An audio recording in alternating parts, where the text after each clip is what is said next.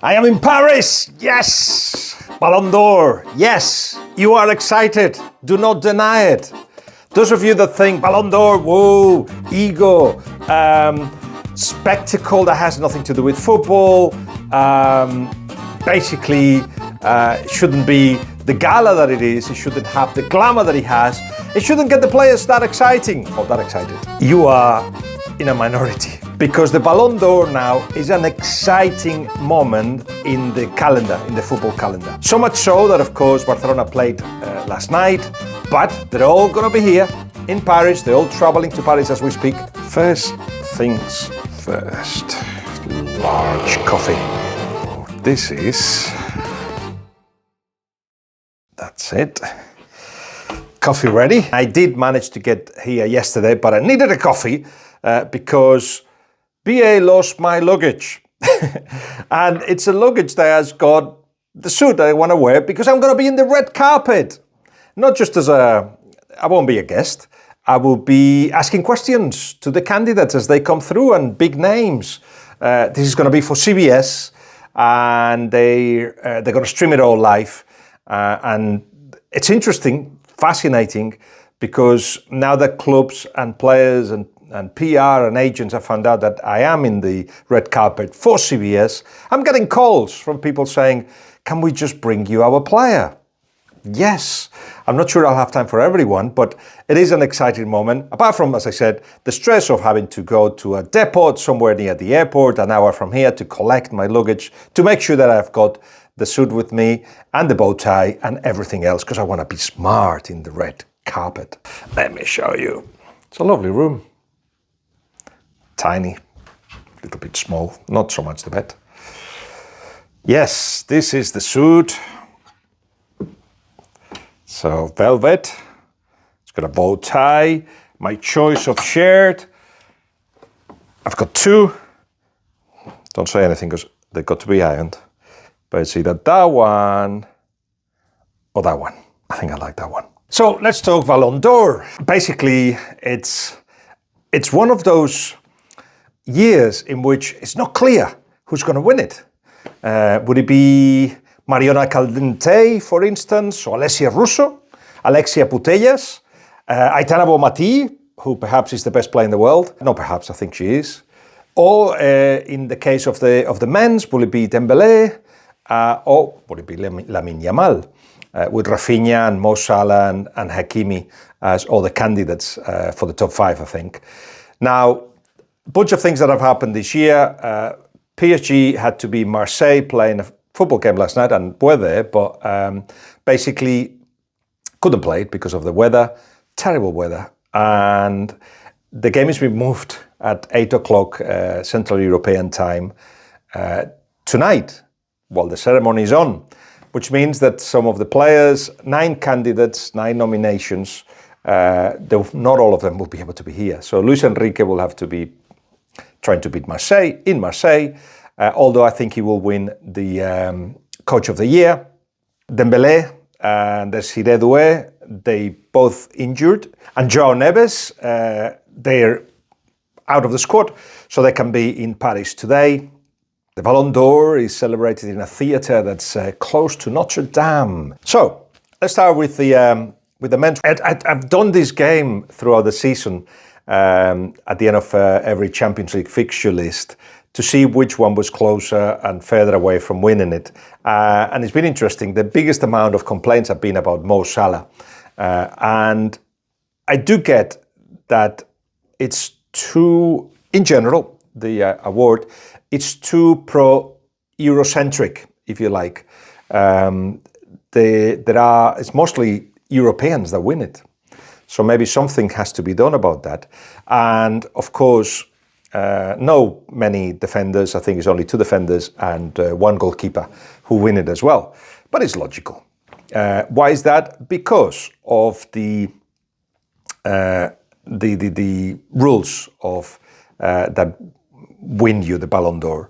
Basically, France Football, in association with UEFA, of course, this award is, but France Football choose 30 candidates for men's and women's Ballon d'Or.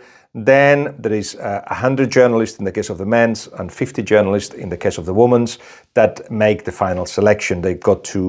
Each one of them have got to put a series of points, 15 to their favorite, 12 to the next one, etc. And then the points get collected. Now, out of these 100 people, or 50 people in the case of the women's, they don't know each other.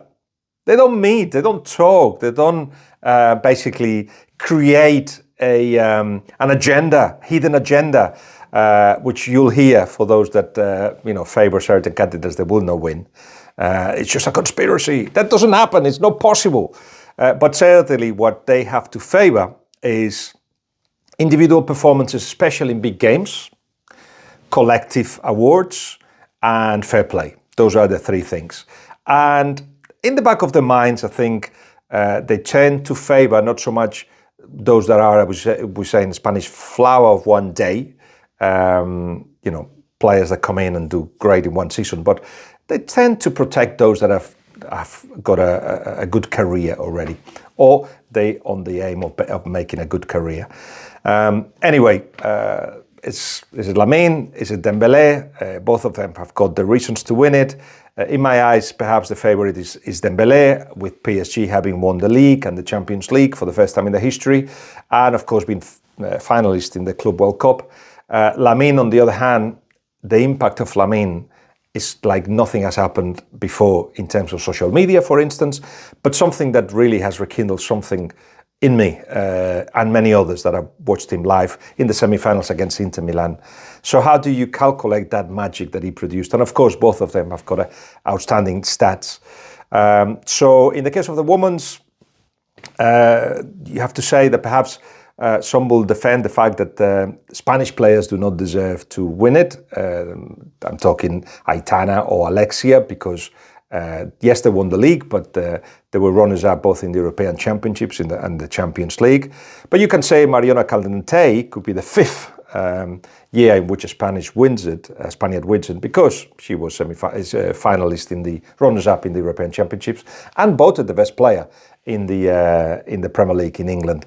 So with that in mind, having won the league with Arsenal and the Champions League, she should be a bit favourite. But Alessia Russo has got a chance as well, of course, having won the European Championships. Or is Marta going to favourite, not only for having won the league and the American Cup, but, she's a legend, isn't she? Perhaps the greatest player ever. So will it be like it happened with Leo Messi when he won the World Cup, that perhaps he didn't have a great season during the season, but it was a way of saying, you've been great to us. And so we will have to see. But as I said, it's not just one mind deciding this. It's 100 or 50. More things to say. Real Madrid are not going to come to the Ballon d'Or. I think they've got 9 nominations, but they won't make it. Continues that battle between UEFA and Florentino Perez, the chairman of Real Madrid, and what they feel it was a lack of respect towards Vinicius last season when he didn't win it. Again, as if there was one person deciding this. But in any case, what will happen next season if Mbappé, in the way he's going, becomes the favourite to win the Ballon d'Or next year? That's one to keep an eye on. There are other trophies, of course. The Copa trophy to the young female and male player, maybe Vicky Lopez, maybe Lamine Yamal, Desiree Doué, we'll see. The Yashin to the best goalkeeper, the best club of the year. Let's see if it's PSG or Barcelona. And just generally a night of glamour.